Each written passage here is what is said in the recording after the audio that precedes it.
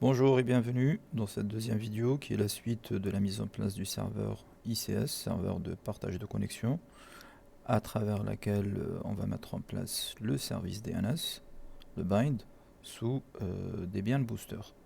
Donc l'état initial de notre situation la fois passée était que notre serveur DHCP était fonctionnel en réalité. Donc on va vérifier son statut. Service ISC-DHCP-server status. Il est active running. On vérifie notre configuration IP. Pour rappel, on a deux cartes réseau. Donc la première configurée en DHCP qui a obtenu une adresse IP automatiquement parce qu'elle est en NAT dans les settings de la machine, et la deuxième qu'on a configurée avec une adresse IP statique dans le réseau 172.20.0 et elle est en LAN au niveau des paramètres de la machine. C'est ce qu'on va vérifier tout de suite. Donc la première en NAT et la deuxième en LAN. Et bien sûr, notre client Windows qui est connecté au segment LAN dans lequel se trouve la machine ICS et qui a obtenu automatiquement une configuration IP de la part de notre serveur ICS qu'on peut vérifier à l'aide de la commande ipconfig/rule. Donc on voit qu'on est dans le domaine exemple.local, l'adresse IP, la première adresse IP du range ou de l'étendue d'adresse qu'on a allouée dans le fichier dhcpd.conf, que la passerelle par défaut, l'option routers, c'est bien la machine ICS qui est le serveur DHCP qui va jouer le rôle du serveur DNS, c'est ce qu'on va mettre en place, et qu'on a un serveur DNS secondaire qui est le 1.1.1.1. Donc tout ça est obtenu grâce à la configuration qu'on a mis en place au niveau de cette machine et surtout dans le fichier dhcpd.conf.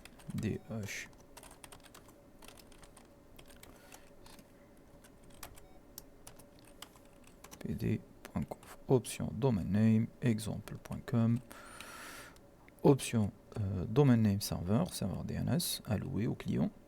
Option de la passerelle par défaut, la durée par défaut d'un bail, la durée max et notre range. Bien. On va s'attaquer à la partie DNS, donc les bonnes manières, bien sûr, une petite mise à jour et une petite mise à niveau. On donne notre accord à travers notre yes, il y a des choses à télécharger. On installera après le paquet permettant de définir ou de mettre en place le DNS, entre autres le bind.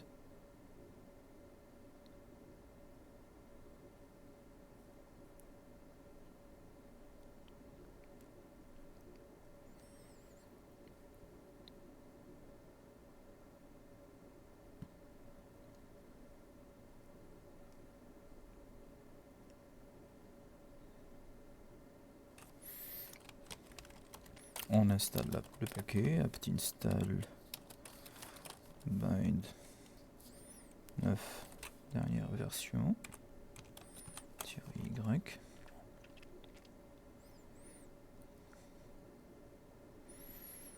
Et en premier lieu, on va commencer par définir les redirecteurs. Qu'est-ce qu'un redirecteur? Il s'agit d'adresses de serveurs DNS vers lesquelles notre serveur DNS, c'est-à-dire ICS, futur serveur DNS, pourra rediriger les requêtes DNS reçues et qu'il ne pourra pas résoudre localement.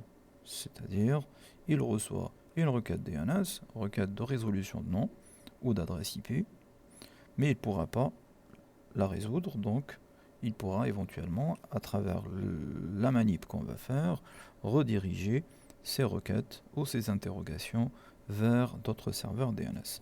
Cette manip ou cette intervention, on l'a fait dans le fichier etc bind named.conf.option. On va décommenter la partie redirecteur, forwarders, pour donner comme redirecteur à notre DNS le serveur mondial 1.1.1 et éventuellement le DNS de Google en deuxième position 8.8.8. Très attention à la mise en place des points-virgules qui sont très importantes. Deuxième étape, il s'agit de définir notre zone, ou nos zones. La zone de résolution directe et la zone de résolution inversée. Pour faire les choses proprement, on va créer un dossier. Plutôt, on va au départ, au préalable, les déclarer déjà. Donc un petit etc bind named.conf.local. Pour rappel, donc notre domaine c'est exemple.local. Donc juste passer au niveau d'un autre terminal, Alt F2, pour vérifier exactement et pour être sûr de l'appellation qu'on a donnée dans le fichier DHCP des .conf. C'est bien exemple.local. Je quitte ce fichier, CTRL-X, je rebascule sur le premier terminal, Alt F1. Bien, on déclare la zone de résolution directe à travers le mot-clé zone. Notre domaine s'appelle exemple.local. Une petite accolade ouvrante, fermante, pardon. On n'oublie pas de mettre le point-virgule et on déclare le type de zone. Elle est de type master. Donc on est dans un serveur DNS primaire, donc principal, maître entre autres, c'est-à-dire c'est pas un serveur secondaire qui est défini en lecture seule éventuellement, donc c'est le principal. Donc on définit le fichier, donc ça peut être n'importe quel chemin, mais bien sûr ce chemin doit exister, vers un fichier dans lequel on va déclarer les enregistrements de zone. Donc etc, dans notre cas, bind. Pour organiser correctement notre travail, on va déclarer ou créer un sous-dossier qu'on nommera zone, dans lequel on créera un fichier exemple.local.dir. Exemple.local.dir, point virgule, très important. On va déclarer la zone de résolution inversée. Donc, quand on déclare une zone de résolution inversée, on se base sur le domaine racine de la résolution inversée. Le domaine racine dans une résolution inversée, c'est le in ou le domaine spécial in.addr.arpa, in-addr.arpa. Mais bien sûr, nous, on va travailler uniquement dans notre réseau. C'est-à-dire, il va falloir prendre le NAT-ID. Pour rappel, on est sur le réseau 172.20. /16, donc notre NAT-ID c'est les deux premiers octets, ces deux premiers octets on va les inverser, donc 20 172.in-addr arpa, accolade ouvrante, accolade fermante, bien sûr, type master, et pareil un fichier vers lequel ou dans lequel on va stocker notre ou nos enregistrements de zone inversée. Exemple.local.rev par exemple. On peut l'appeler comme on veut, c'est juste on essaie de donner des noms significatifs à nos fichiers. Dir pour dire la zone directe et rev pour dire la reverse ou l'inversé. Je fais une lecture rapide pour voir si on n'a pas fait d'erreur. Si c'est le cas, on les verra tout à l'heure dans les logs ou dans les journaux. Donc si on rencontre un problème avec notre DNS, CTRL-X, j'enregistre. L'étape suivante, il s'agit de créer ces deux fichiers. Le fichier bindzones exemple.local.dir et etc bindzones exemple.local.rev. Bien sûr, au préalable, il va falloir créer le dossier zone à travers la commande make directory mkdir. Donc je vais remonter juste mon écran. mkdir /etc /bind /zones. Si on veut le vérifier, un petit ls pour voir qu'est-ce qui se trouve, qu'est-ce qu'il y a dans le dossier bind de tc. On est censé voir un dossier zones, un dossier parce que c'est directory, qui vient d'être créé le 4 février et qui s'intitule ou qui se nomme zone. Dans ce dossier, donc etc bind zones, on va créer notre fichier exemple.local.dir, fichier vide, ce qui est normal, et on va commencer par la déclaration du TTL. Donc $time to live 3 days, 3 jours. Il s'agit de définir la durée de vie dans le cache DNS de notre serveur des résolutions déjà effectuées. On va déclarer l'enregistrement le plus important, qui est l'enregistrement Start of Authority, donc SOA, en mentionnant donc le FQDN de notre machine. Le FQDN, c'est le hostname. Le hostname, c'est SRV ICS, qu'on voit au niveau du prompt. Donc SRV-ICS. Notre domaine, exemple.local. Local. J'insiste sur ce point parce que c'est le point d'entrée ou le domaine racine de notre DNS. Donc le point, c'est très important. À chaque fois qu'on mettra local, on mettra le point. Suivi de l'adresse mail du futur administrateur ou de l'administrateur de cette machine, à part qu'on ne met pas les arrobas, mais on met des points. Domaine exemple.local. Parenthèse ouvrante, parenthèse fermante, point virgule, pour déclarer certains éléments à l'intérieur. Donc le premier élément, c'est le numéro de série de notre serveur DNS. Les serveurs DNS possèdent des numéros de série qui sont incrémentés de 1 à chaque nouvelle mise à jour, et pour qu'ils puissent être comparés pour savoir qui est le plus récent. Bon, en général, on met la date du jour, 0402 pour mon cas 2021, première version 01, numéro de version. Après, on va définir en seconde le délai de mise à jour imposé ou qui sera imposé au serveur secondaire pour contacter ce serveur primaire, dans le cas où on mettra des serveurs secondaires. Donc je vais mettre 8 heures, ce qui correspond à 28 800 secondes. Juste après, on mettra le délai avant une autre tentative de mise à jour par un serveur secondaire, s'il n'arrive pas à le contacter à la première fois, donc 1 heure, et une autre durée qui correspond à la durée au-delà de laquelle les données de zone seront marquées comme obsolètes. Donc 604 par exemple, 800, ce qui correspond à 168 heures, qui est équivalent à 24 jours. Et finalement, le dernier délai, 38 800, qui correspond à 10 heures, et qui explique ou qui définit la durée de validité en cache par défaut des enregistrements de zone.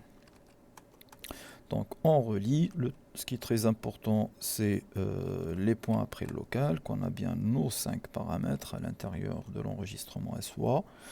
Et juste après, on peut définir l'enregistrement NS, qui correspond à name server. Donc on va dire que notre domaine exemple.local est géré par le name server SRV ICS.exemple.local. Point.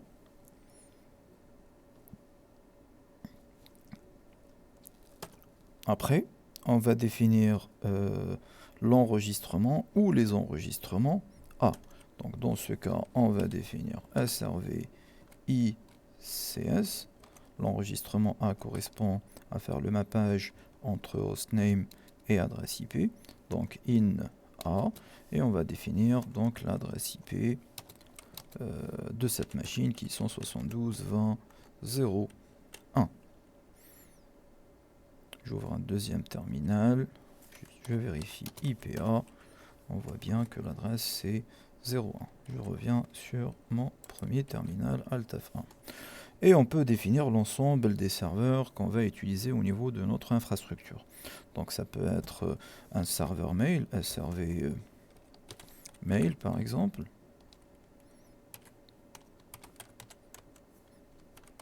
In A. Donc on peut aligner un petit peu.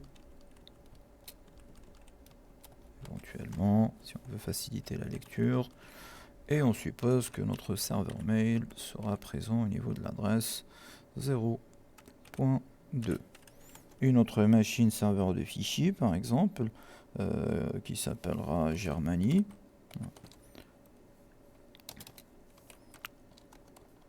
Qu'on n'a pas pour l'instant, mais qu'on peut référencer dans notre base d'enregistrement DNS. Donc il y aura, on suppose par exemple comme adresse 3, etc. Donc on peut lister l'ensemble des machines qu'on aimerait bien que nos clients, c'est-à-dire nos machines clientes au niveau de notre réseau, puissent consulter, puissent contacter à travers leur nom. C'est-à-dire que la résolution des noms sera possible. Bien. On sort de ce fichier, donc SRV Mail et Germany. CTRL X. Et on va s'occuper de la création du fichier REV. Le fichier REV possède presque la même configuration, à part une petite modification au niveau du fichier NS. Et au lieu d'avoir des enregistrements adresse, on aura des enregistrements pointeurs PTR qui font donc la correspondance cette fois-ci entre adresse IP et nom. Donc ce qu'on peut faire éventuellement, c'est de faire une copie de ce fichier dir dans etc bind zones exemple.rev et on va ouvrir le point .rev pour le modifier. L'enregistrement SOA reste le même. L'enregistrement NS, on remplace le nom de domaine par arrobase, cette machine. Et puis, au lieu d'avoir donc les adresses ou des enregistrements de type A, on va avoir des enregistrements de type PTR. Mais toujours, on prend la partie host ID inversée. C'est-à-dire, on va dire que le 1.0, qui est le complément du 2072, correspond à cette machine, SRV ICS. Donc le 2.0 correspond avec l'enregistrement PTR à SRV Mail. Et finalement, le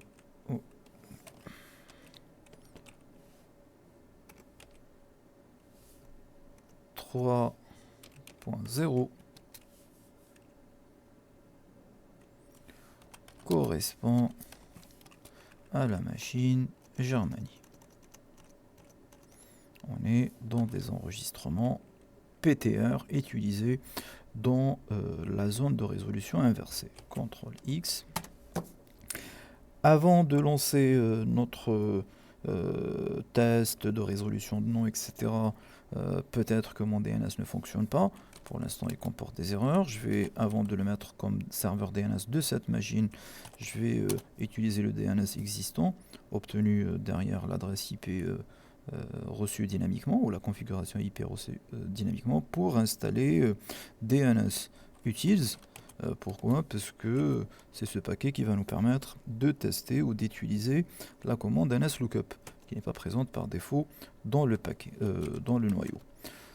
Donc on vient d'installer DNS utils. Maintenant il va falloir informer notre machine dans le fichier resolve.conf, renseigner le résolveur, c'est-à-dire dire à notre machine que dorénavant ton serveur DNS c'est pas celui-ci, c'est pas que celui que tu as obtenu dans le by DHCP automatiquement de la part de VMware ou de la part de la box si on est en Bridged, mais c'est toi-même, c'est-à-dire 172.20.01 et ton domaine sera exemple.local. Ce fichier, on va le verrouiller, parce que si on redémarre la machine, du fait qu'elle a plusieurs cartes réseau, ou 2 cartes réseau dans notre cas, du fait qu'elle obtient un by DHCP sur une autre carte, ce fichier va être modifié avec les paramètres reçus automatiquement sur l'autre carte. Donc pour le verrouiller, on fait la commande change attribut, châtre, plus i. Si on veut le déverrouiller, on mettra -i, /etc/resolve.conf. D'accord. Maintenant, si j'ouvre ce fichier, hein, même si j'essaie de le modifier, il me dit donc que c'est impossible. L'écriture n'est pas possible à l'intérieur de ce fichier. Bien. On va essayer de démarrer notre service bind, ou le redémarrer. Service bind 9 restart. En général, pas de nouvelles, bonne nouvelle, mais des fois il démarre, mais il ne charge pas les zones. Bon, là, d'après ce qu'on voit, il nous dit All zone loaded. On lit bien la zone exemple point local, elle a été chargée, et la zone 20.172 inaddr pas également a été chargée avec le même numéro de série, ce qui est normal. On va tester un slookup. Donc lslookup srv ICS. En réalité, quand on va faire entrer une requête, va être envoyée au serveur DNS de cette machine, c'est-à-dire à elle-même, pour demander l'adresse IP qui correspond à SRV ICS. Donc on voit que la requête a été envoyée sur le port 53, port DNS, au serveur 172.20.01, c'est-à-dire cette machine, et la réponse obtenue, c'est que SRV ICS exemple.local possède ça comme adresse. On va tester à l'aide de SRV mail. Donc on a le 2 qui s'affiche, 172.20.02, et on avait aussi la machine Germany, qui est la pointe 3. Ça, c'est la résolution directe. On va tester la résolution inversée pour dire, par exemple, dites-moi qui est le point 3. Le point 3, le serveur nous dit, c'est la machine Germany. Cette même résolution, on est censé pouvoir la faire au niveau de notre client. Parce que notre client, dans le bail DHCP, on lui a dit que ton serveur DNS principal, c'est la machine ICS. Donc, on peut tester également la commande nslookup. Dis-nous qui est SRV ICS, et il nous dit le SRV ICS. Donc on voit bien que la requête a été envoyée au serveur 172.20.01 et comme réponse on a obtenu SRV ICS possède ça comme adresse. Donc on va tester pareil SRV mail.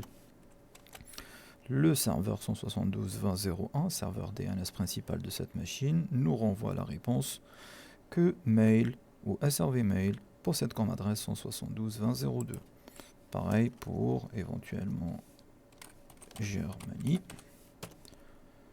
Ou si on veut faire une résolution inversée, trouve-nous qui se trouve ou quel est le hostname ou le FQDN, le Freely Qualified Domain Name de la 172.20.02. Pour rappel, le FQDN est composé du hostname suivi du suffixe DNS, c'est-à-dire SRV mail, exemple.com, comme ici. Donc on voit ça, c'est un FQDN, ça c'est notre hostname, et ça c'est le suffixe DNS. Bien. Reste à tester nos redirecteurs, voir si on arrive à faire de la résolution à l'extérieur. Donc par exemple nslookup yahoo.fr, on voit que on contacte le 01 et que notre machine en réalité ne fait pas autorité sur la résolution de ce nom. Elle redirige vers ses redirecteurs qu'on a mis dans le fichier named.option. Et ces redirecteurs lui envoient ça comme réponse. Pareil, de l'autre côté, nslookup